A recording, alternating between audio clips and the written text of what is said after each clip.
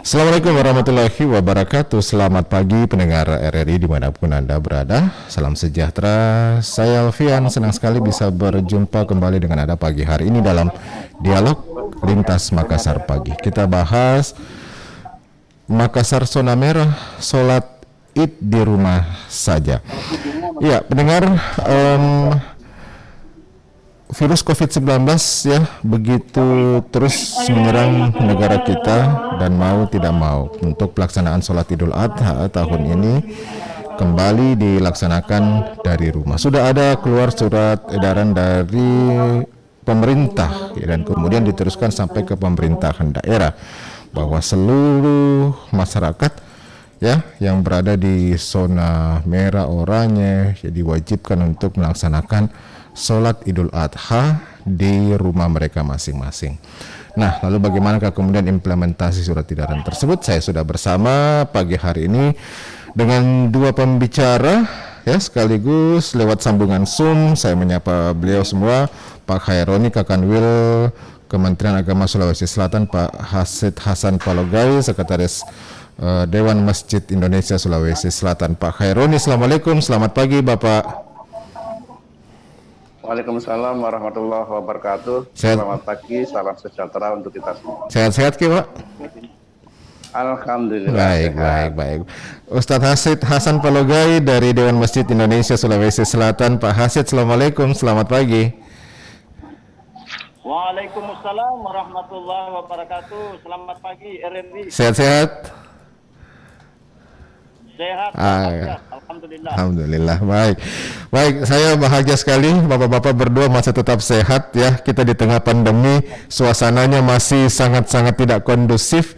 Artinya kemudian pemerintah terpaksa mengeluarkan surat edaran bahwa masyarakat untuk sholat Id ini harus melaksanakan di rumah saja begitu, supaya jangan terjadi klaster begitu di tempat-tempat ibadah. Nah, bagaimana kemudian implementasi ini? Mungkin bisa disampaikan Pak Khaironi, surat edaran dari pemerintah ini, silakan. Ya, terima kasih. Assalamualaikum warahmatullahi wabarakatuh. Waalaikumsalam. Kepada pemirsa budiman, berkaitan dengan penyelenggaraan sholat Idul Adha ini, pertama ada surat edaran dari Menteri Agama nomor 17 tahun 2021. Kemudian yang kedua, di lingkup wilayah juga ada surat edaran dari Gubernur Provinsi Sulawesi Selatan nomor 451.11 garis miring 6812 garis miring B.Kesra tentang pelaksanaan sholat Idul Adha tahun 1442 Hijriah garis miring 2021 Masehi Provinsi Sulawesi Selatan. Kemudian yang ketiga, berdasarkan surat edaran Wali Kota Makassar nomor 400 garis miring 399 garis miring Kesra garis miring 7 Romawi garis miring 2021 tentang pelaksanaan sholat Idul Adha tahun 1442 Hijriah atau garis miring 2021 Masehi Kota Makassar. Perlu kami sampaikan bahwa ketiga surat edaran ini saya kira satu nafas dan satu maksud dan tujuan. Oleh karena itu kepada masyarakat Muslim di Sulawesi Selatan kiranya dapat memenuhi surat edaran dari Menteri Agama, Gubernur maupun Wali Kota ini. Nah, berkaitan dengan sholat Idul Adha di zona merah dan zona oranye, dimohon kiranya dapat melaksanakan sholat ibadah di rumah masing-masing. Sedangkan untuk di zona kuning dan zona hijau, silakan menyelenggarakan sholat Idul Adha. Itu pun berdasarkan dengan surat edaran dari Gubernur, maksimal kapasitas di masjid itu 30%. Dan kalau tidak memenuhi jamaah yang hadir, maka diharapkan memenuhi ruang-ruang terbuka yang ada di sekitar masjid, apakah pekarangan ataupun jalan raya. Dan untuk di Kota Makassar, khusus di Kota Makassar, Pak Wali Kota sudah menghimbau tidak melaksanakan sholat Idul Adha. Betul. Oke. Kemudian Pak Hasid Hasan, Pak Ustadz Hasid, ini bagaimana kemudian Dewan Masjid lalu mengimplementasikan adanya surat-surat edaran tersebut begitu kepada seluruh pengurus masjid yang berada di wilayah Sulawesi Selatan, terutama yang masuk dalam zona merah dan zona oranye ini, Pak Ustadz Hasid. Ya, terima kasih. Dewan Masjid Indonesia dari awal menyikapi pandemi COVID-19 ini telah mewanti-wanti pengurus masjid, khususnya kita di Sulawesi Selatan, supaya betul-betul memperhatikan apa yang menjadi himbauan, apa yang menjadi edaran dari pemerintah. Nah, terkait dengan pelaksanaan salat Idul Adha, seperti yang disampaikan oleh Bapak Kakanwil Kementerian Agama Provinsi Sulawesi Selatan tadi, dengan berbagai macam aturan atau surat edaran yang telah dikeluarkan dari Menteri Dalam Negeri, Menteri Agama, Gubernur Sulawesi Selatan, termasuk di Kota Makassar ini Pak Wali Kota, bagi daerah yang masuk kategori zona hijau, zona orange, apalagi merah, maka ditiadakan pelaksanaan salat Idul Adha itu di tempat-tempat umum, masjid ataupun lapangan. Yang dihimbaukan adalah melaksanakan salat Idul Adha di rumah masing-masing. Oleh karena itu, kami telah menghimbau, meminta, menginstruksikan kepada seluruh Dewan Masjid Kabupaten Kota supaya memperhatikan zona penyebaran COVID di daerahnya masing-masing. Bila mana zonanya adalah kuning atau hijau, silahkan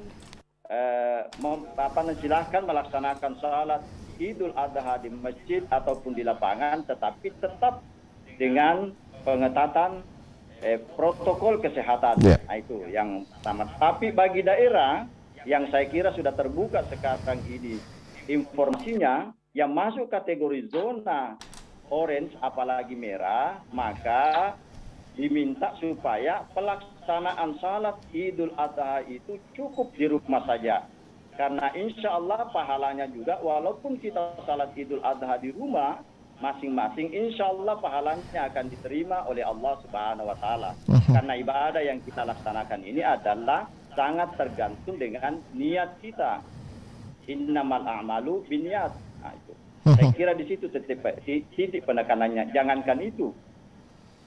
Ini kan ada kaidah yang berlaku. Darul mafasid muqaddamun ala jalbil masalih. Menolak bahaya didahulukan, diutamakan daripada mengambil manfaat.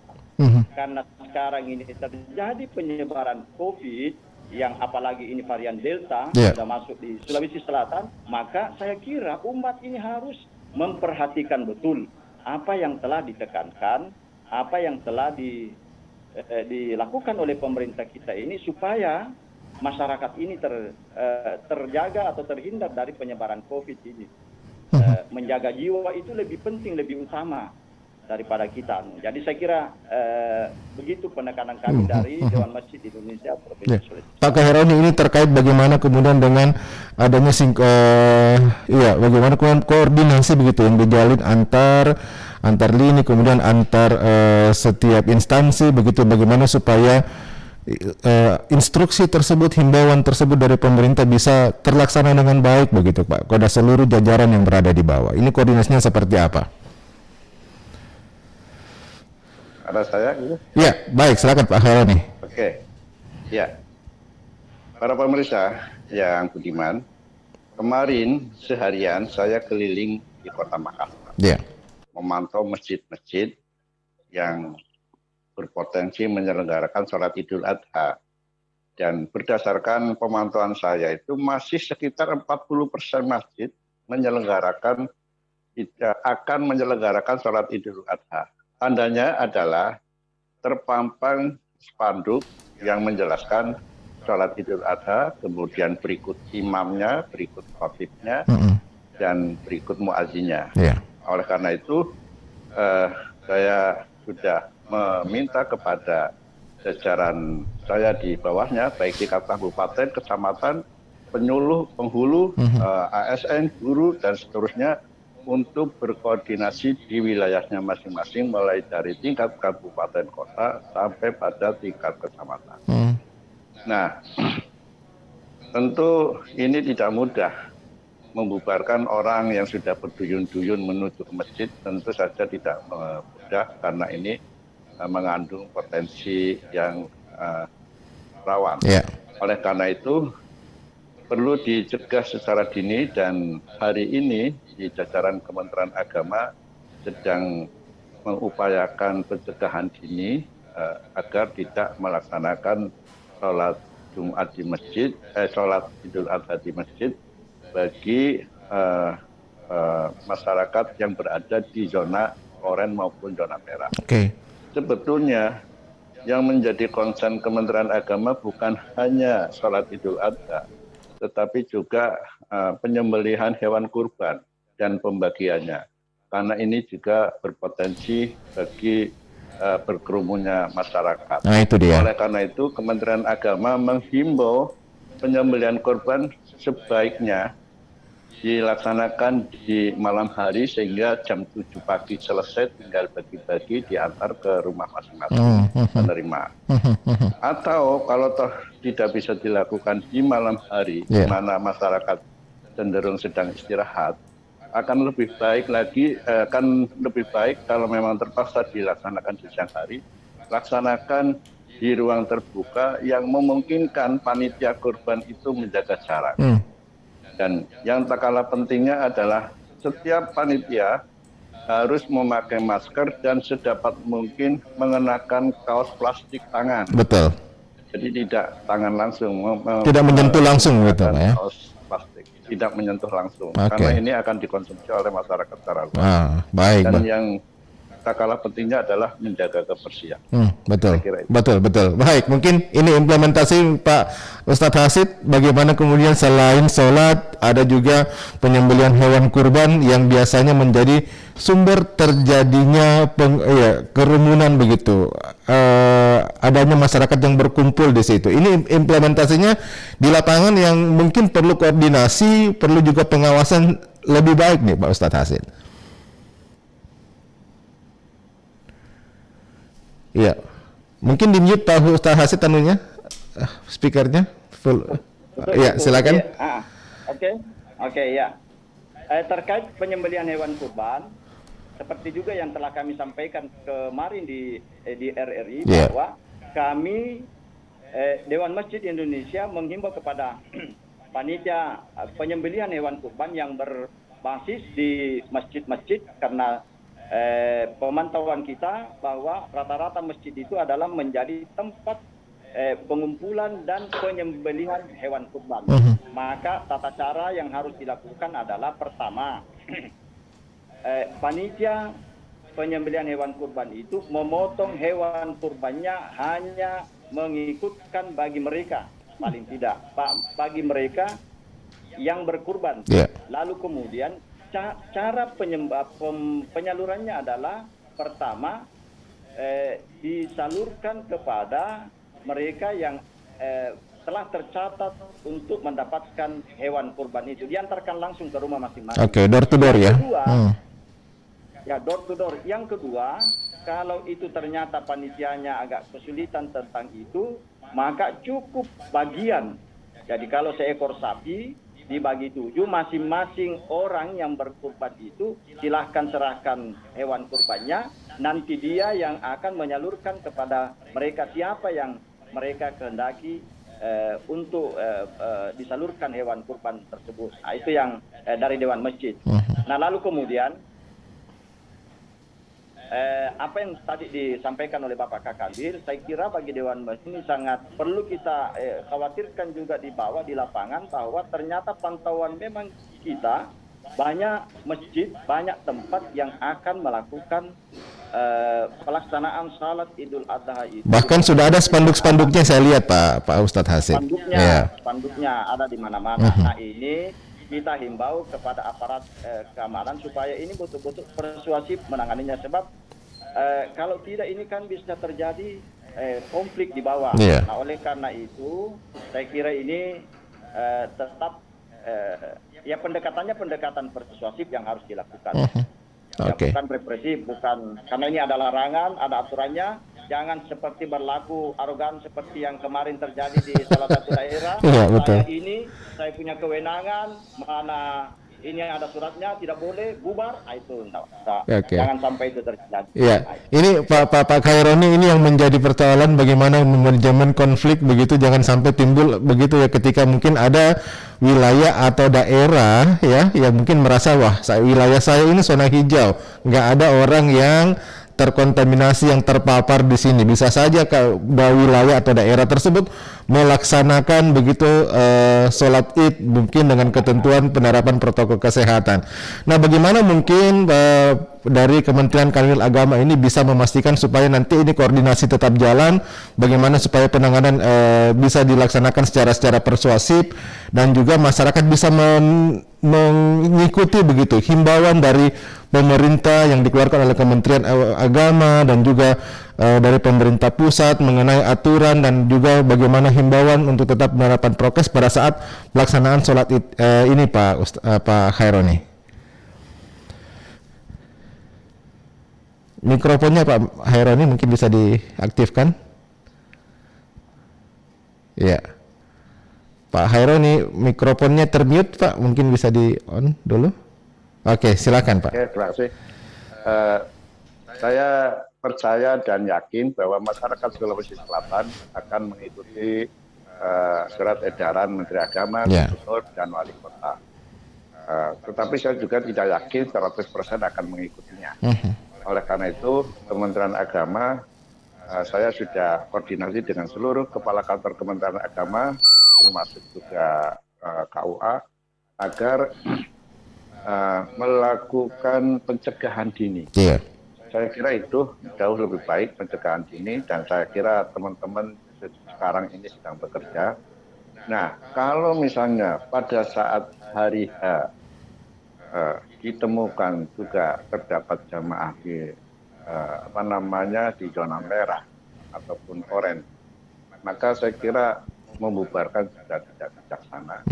Tetapi aparatur Kementerian Agama sudah saya perintahkan untuk menggunakan name tag-nya Kementerian Agama agar mengatur secara ketat terhadap posisi Pak ya yang menyelenggarakan sholat Idul Adha maupun korban. Jadi kami akan secara ketat mengawasin masyarakat agar menjaga jarak, menggunakan masker, cuci tangan, mencegah kerumunan. Saya kira itu kuncinya, dan saya kira tidak akan terjadi pembubaran. Oke. Bagaimana kemudian Pak dengan aparat-aparat dari Kementerian Agama mungkin yang pada saat Idul Adha ini biasa juga mungkin dipanggil begitu, diundang untuk menjadi khotib begitu pelaksanaan salat Idul Adha. Sejauh ini bagaimana mungkin kebijakannya Pak Khaironi? Kami sudah menghimbau kepada aparatur Kementerian Agama yang menjadi khotib di zona oranye maupun zona merah agar secara bijak tidak bersedia untuk menjadi khotib. Karena argumentasi ada surat edaran Menteri Agama, Gubernur, dan Wali Kota, sehingga dengan secara langsung maupun tidak langsung sebetulnya ingin memberitahu kepada masjid yang bersangkutan bahwa kita memang tidak diperkenankan untuk menyelenggarakan salat Idul Adha di zona merah maupun di zona. Oke, dan itu sudah dihimbau jauh-jauh hari sebelumnya kepada seluruh aparatur dari Kementerian Agama begitu Pak Khaironi ya? Ya, sudah. Kami sudah melaksanakan itu, dan hampir setiap hari sampai malam kami selalu koordinasi melalui Zoom. Betul, betul. Kira itu. Ya, Pak Ustadz Hasid, ini di lapangan begitu Pak Ustadz Hasid, seperti sampaikan mungkin Pak Heroni tadi bahwa mungkin himbauan telah disampaikan dari pemerintah, ya, mungkin dari DMI juga, Dewan Masjid Indonesia sudah menyampaikan himbauan, tetapi di lapangan kan belum tentu ini bisa terimplementasi secara keseluruhan. Nah, bagaimana kemudian pengawasan di lapangan, bagaimana kemudian ketika masih saja ada wilayah atau tempat masjid yang menyelenggarakan begitu ya sholat Idul Adha di tempat-tempat mereka? Ya, sesungguhnya titik masalah yang paling berat di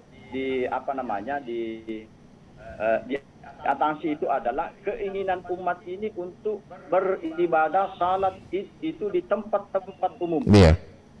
Nah, karena ini desakan dari bawah. Kemarin saja saya di satu tempat pertemuan dengan dari Muhammadiyah, dari NU, dari Wahda, dari BKP RMI, dari Dewan Masjid, dari IPHI.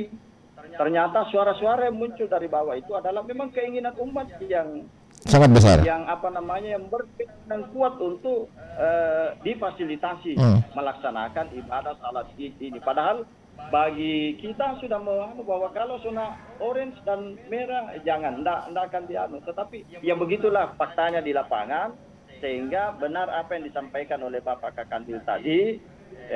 Ini karena ini juga tidak bisa 100% kita yakini umat akan mematuhi aturan atau edaran atau himbauan yang dikeluarkan oleh pemerintah ini, maka yang perlu dilakukan sekarang ini adalah supaya bagaimana tidak terjadi penyebaran COVID ini bagi masyarakat kita atau tidak muncul klaster baru, yaitu dengan cara adalah justru yang dilakukan sekarang ini adalah memperketat penerapan protokol kesehatan di mana-mana tempat. Nah, kita kalau misalnya ada masjid yang terdeteksi melakukan itu, saya kira aparat kita di tingkat kelurahan, di RT RW silahkan koordinasikan dengan gugus COVID misalnya di tingkat bawah untuk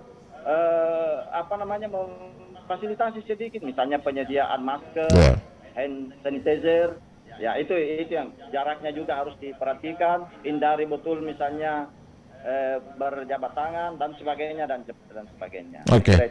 Aturan jaga jarak ini kan biasa yang agak sulit ini Pak Ustadz Hasid. Bagaimana mungkin untuk bisa implementasi masalah aturan jaga jarak ini?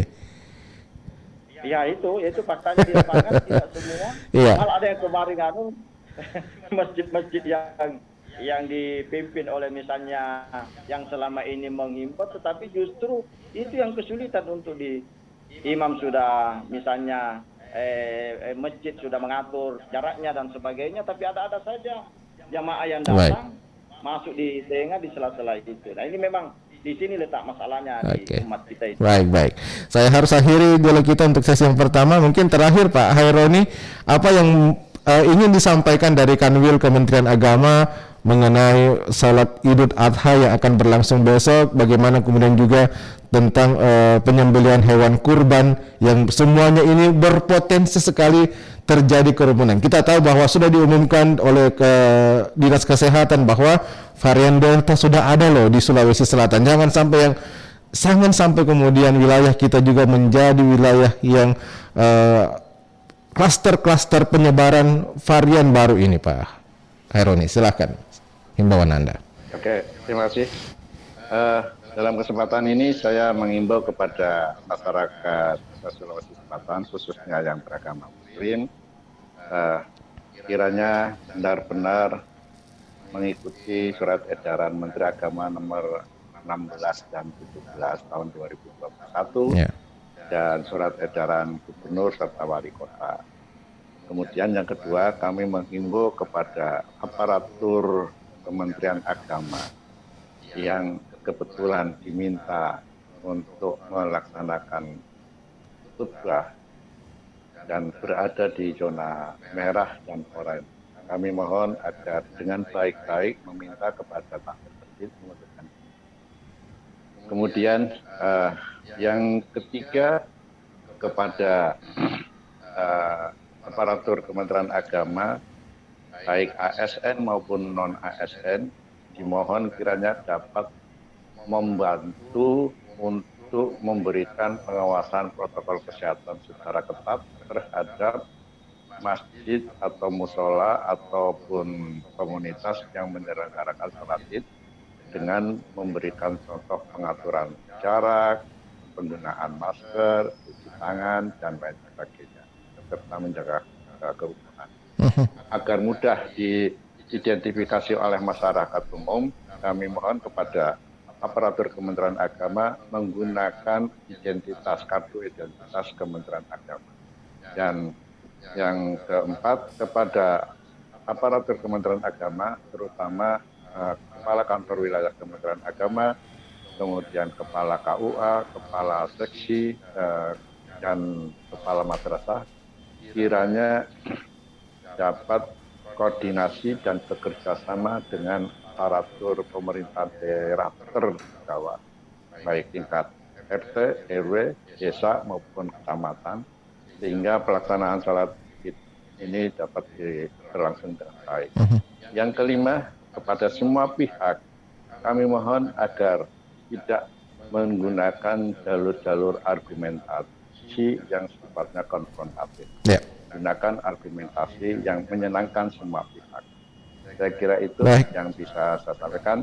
Terima kasih kepada RRI Terima yang kasih. sudah memberikan kesempatan ini untuk sosialisasi. Baik. Dan kepada pengurus Dewan Masjid Indonesia, kami ucapkan terima kasih yang sebesar-besarnya atas bantuannya, dan nanti kita kolaborasi di lapangan. Baik, jelas. Terakhir Pak Hasan Sapologai, mungkin ada penyampaian, silakan. Pak Ustadz Hasid, silakan, ada penyampaian kepada masyarakat, silakan Pak Ustadz Hasid. Ya, terima kasih. Saya kira tetap himbauan kita kepada masyarakat, jaga kita, jaga diri kita, jaga kesehatan kita, jaga imun kita, jaga iman kita, berdoa kepada Allah, bermunajat kepada Allah untuk terhindar dari wabah ini, bisa dilakukan di mana saja, termasuk di rumah kita. Di tengah-tengah malam kita bermunajat kepada Allah. Mudah-mudahan insya Allah doa-doa kita yang kita panjatkan misalnya di tengah malam, di subuh hari, di duha kita, di masing-masing di rumah kita, termasuk di momentum Hari Raya Idul Adha ini, insya Allah dijabah oleh Allah Subhanahu wa Ta'ala, sehingga daerah kita, bangsa kita akan terhindar dari wabah penyakit yang menakutkan ini, ya, membahayakan ini. Oleh karena itu, kepada seluruh pengurus masjid kami himbau supaya betul-betul memperhatikan apa yang menjadi himbauan pemerintah, karena ini adalah apa yang dihimbau, apa yang diinstruksikan oleh pemerintah kita ini adalah untuk kemaslahatan kita bersama. Allah telah memerintahkan kepada kita, atiullah wa atiur rasulullah wa ulil amri minkum. Kebaikan yang diperintahkan, yang dimintakan, yang dihimbaukan oleh pemerintah kita itu adalah sesungguhnya bermakna wajib untuk kita taati. Saya kira demikian. Baik, Bapak-Bapak, terima kasih banyak atas waktunya bersama RRI, Pak Heroni, Kanwil Kementerian Agama, Pak Ustadz Hasid Hasan Palogai dari Dewan Masjid Indonesia. Terima kasih banyak. Sehat-sehat selalu, Bapak, ya. Hari ini semoga bisa berjalan dengan baik semua kegiatannya. Alhamdulillah. Ya. Assalamualaikum warahmatullahi wabarakatuh. Selamat pagi. Terima kasih Bapak-Bapak. Warahmatullahi wabarakatuh. Ya, kami sudah untuk sesi yang pertama, pendengar. Sebentar kami kembali untuk sesi kedua. Tetap bersama kami di RRI Pro 1 Makassar.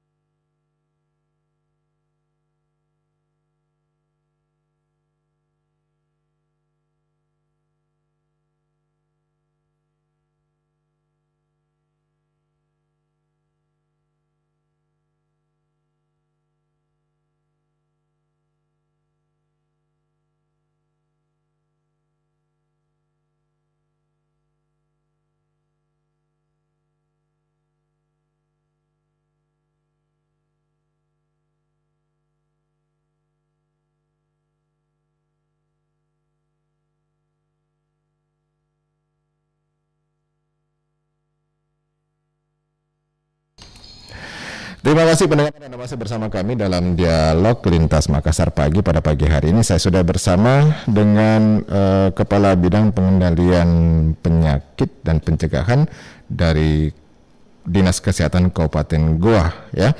Bagaimana kemudian pelaksanaan sholat Idul Adha di wilayah Kabupaten Goa dan bagaimana kemudian nanti penerapan protokol kesehatan begitu pada saat pelaksanaan sholat Idul Adha. Saya sudah bersama dengan Dr. Gafar. Assalamualaikum Pak Dr. Gafar, selamat pagi.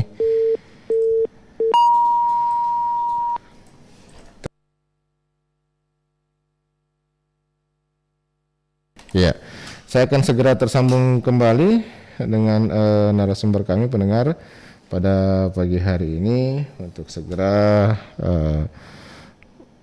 berbincang dengan beliau terkait bagaimana penerapan protokol kesehatan ya pada pelaksanaan sholat Idul Adha pada tahun ini. Ya. Dan yang menjadi narasumber kami berikutnya adalah Dr. Gafar ya dari Dinas Kesehatan Kabupaten Goa. Kita akan coba bagaimana sih sebetulnya di wilayah yang berbatasan langsung yang berada dengan Kota Makassar ini. Ya. Dan kalau di Makassar sendiri pendengar ya sudah ada aturan, sudah ada himbauan dari pemerintah Kota Makassar untuk pelaksanaan sholat Id di wilayah Kota Makassar untuk dilaksanakan dari rumah. Baik. Ya, saya sudah tersambung dengan Dr. Gafar. Assalamualaikum Dr. Gafar. Ya, waalaikumsalam. Sehat ki Dr. Gafar? Iya. Baik. Baik, Dr. Gafar, kalau di wilayah Makassar sudah ada himbauan dari wali kota pelaksanaan sholat Id di rumah saja. Di Goa sendiri seperti apa sebetulnya? Ini wilayah yang paling dekat dengan Kota Makassar, Pak Dr. Gafar. Iya, seperti yang disampaikan oleh pimpinan kami, Bapak Bupati ya. Kemarin setelah rapat Forkopimda, koordinasi dengan pemerintah Provinsi Sulawesi Selatan, penedaran yang ada di Provinsi Sulawesi Selatan dengan status bahwa saat ini yang setelah sebelum edaran itu dengan status oranye dengan mengikut edaran dari Menteri Dalam Negeri bahwa pelaksanaan Idul Adha dengan PPKM mikro itu bisa dimungkinkan untuk salat di masjid dan di lapangan dengan syarat persyaratan protokol dengan masyarakat sekitar tidak nyebrang dengan satu wilayah dengan wilayah lain. Seperti itu yang disampaikan. Oke. Tapi kan kita tahu wilayah dari Goa ini kan sangat dekat dengan Makassar begitu Pak. Bisa saja kemudian ada dari wilayah dari Kota Makassar ini bisa kemudian nanti menyeberang ke Goa untuk melaksanakan sholat Id. Terlebih mereka yang rindu begitu untuk melaksanakan sholat Id. Saya yakin ini bagian dari kesadaran walaupun himbauan ya. Ini ada himbauan, ada regulasi, ada aturan yang disampaikan oleh pemerintah. Saya berharap dengan aturan itu kita sama-sama untuk laksanakan karena walaupun upaya pemerintah dengan status PPKM mikro ini belum PPKM darurat, kecuali kalau status kita PPKM darurat mungkin untuk status orange apalagi ke merah tidak ada pelaksanaan salat Idul Fitri, Idul Adha di masjid maupun di lapangan seperti yang saudara kita yang ada di Jawa dan Sumatera. Oke. Khusus untuk wilayah Kabupaten Goa, ini pelaksanaan nanti bentuk pengawasannya nanti seperti apa ini Pak ya? Karena di setiap panitia pelaksana mereka mengakselerasi dengan tim Satgas PPKM Mikro yang ada di wilayah termasuk kecamatan, desa, kelurahan, Satgas terkait dengan proses ini di panitiaan penyelenggara pelaksanaan salat Idul Adha ini juga ada. Jadi mereka saling memastikan bahwa prokes dan semua hal-hal yang disampaikan oleh pemerintah itu bisa dilaksanakan. Jadi nanti ini akan mendapatkan pengawasan yang begitu ketat begitu Pak ya? Iya. Jadi harapannya dengan syarat itu ya harapannya jangan ada perpindahan minimal kecamatan lain berpindah ke apalagi misalnya dari Makassar ke Goa dan seterusnya. Oke.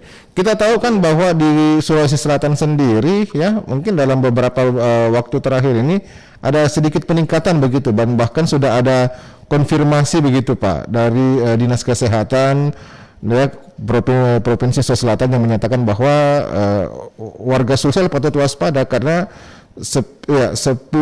ada varian Delta yang sudah ditemukan di wilayah Sulsel ini, dan ini sangat-sangat patut diwaspadai sekali karena perpindahannya, transmisinya sangat-sangat cepat sekali, Pak.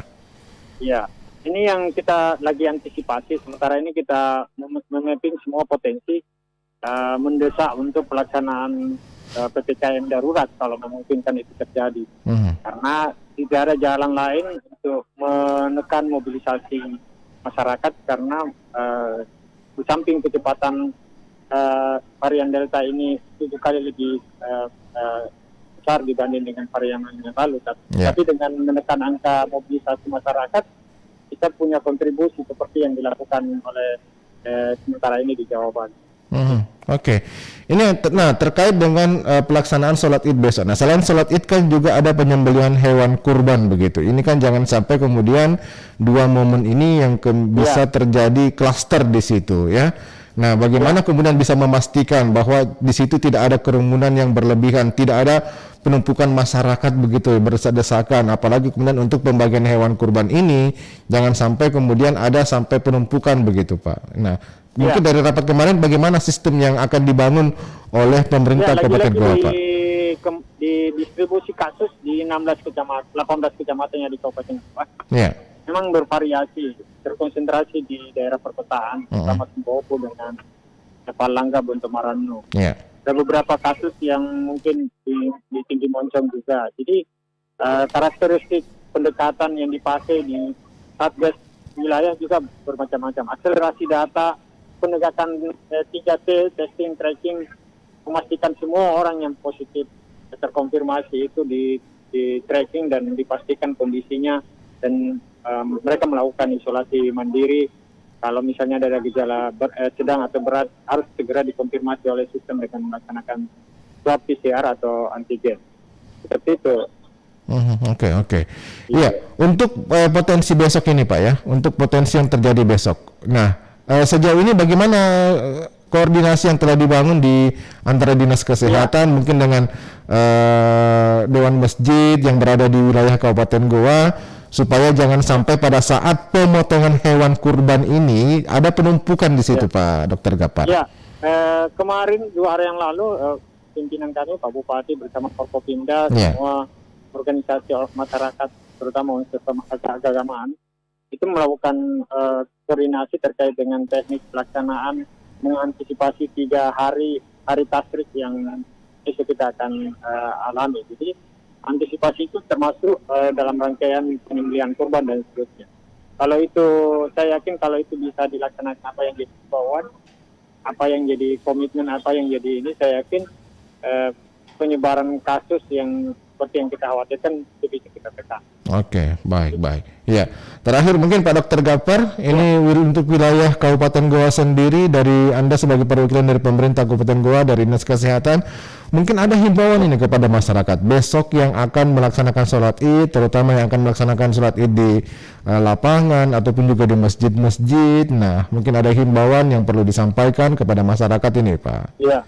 Ya, tetap memperkuat prokes ya, meyakinkan di sekitar kita menjalankan prokes itu, terutama untuk memakai masker ya, kurangi untuk mobilisasi kalau itu tidak penting.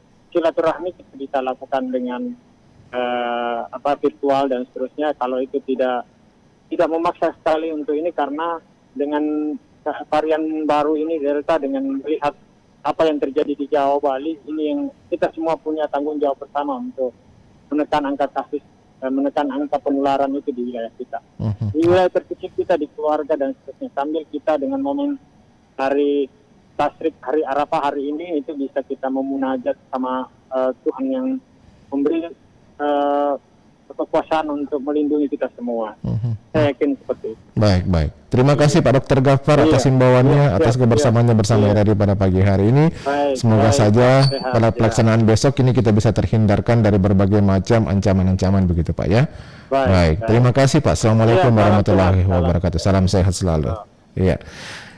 Baik, pendengar Pro 1 RRI Makassar ya. Nah, baik, di wilayah Goa seperti disampaikan Pak Dr. Ghaffar tadi, ini berbeda dengan Makassar. Kalau di Makassar sudah ada himbauan dari wali kota bahwa masyarakat dihimbau ya diwajibkan melaksanakan sholat id di rumah masing-masing ya.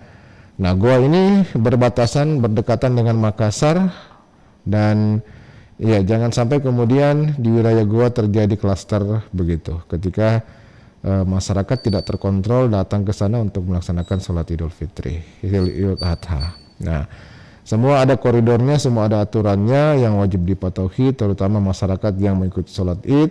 Seperti dihimbau tadi, selalu menerapkan protokol kesehatan, paling tidak 3M, menggunakan masker, menjaga jarak, senantiasa mencuci tangan, ya. Jangan sampai terjadi kerumunan di situ. Itu yang paling penting, karena kita tahu seperti telah diumumkan sebelumnya bahwa sudah ada 10 kasus varian Delta ditemukan di wilayah Sulawesi Selatan. Varian ini merupakan varian yang paling banyak menyebar saat ini, pendengar ya. Lebih ganas sebetulnya karena begitu cepat menyebar, seperti dikatakan Pak Dr. Ghaffar tadi, 7 kali lebih cepat dari varian Wuhan dari Cina yang sebelumnya sudah ada di wilayah Indonesia ini. Jangan sampai kemudian ketika terjadi kerumunan yang tidak terkontrol, di situ terjadi kemudian klaster-klaster baru penyebaran virus COVID-19 ya. Nah, gunakan masker memang ini paling tidak merupakan satu cara untuk bisa membentengi kita dari virus berbahaya ini. Jangan sampai kemudian setelah pelaksanaan hari Idul Adha, hari kurban ini, ada masyarakat yang terjangkit dengan virus ini. Ya, kita berdoa sama-sama mudah-mudahan pada pelaksanaan sholat Idul Adha ini masyarakat tetap patuh taat pada protokol kesehatan dan tidak terjadi penyebaran klaster virus COVID-19. Ya, sudah ada strategi yang sudah dilaksanakan terkait dengan bagaimana penyembelihan dan penyaluran hewan kurban. Semua dilaksanakan dengan prokes ketat. Penyalurannya pun tidak dibagikan langsung di tempat, tetapi diantarkan langsung ke rumah yang akan menerima hewan kurban tersebut, door to door, dan petugas sudah siap dengan itu semuanya. Ini demi mencegah, pendengar, jangan sampai kemudian terjadi ya klaster baru penyebaran di wilayah kita yang masif, yang dahsyat. Oke, sampai di sini saya temani Anda dalam dialog Lintas Makassar pagi. Saya Elvian mengucapkan terima kasih atas kebersamaan Anda. Selamat pagi, sampai jumpa. Assalamualaikum warahmatullahi wabarakatuh.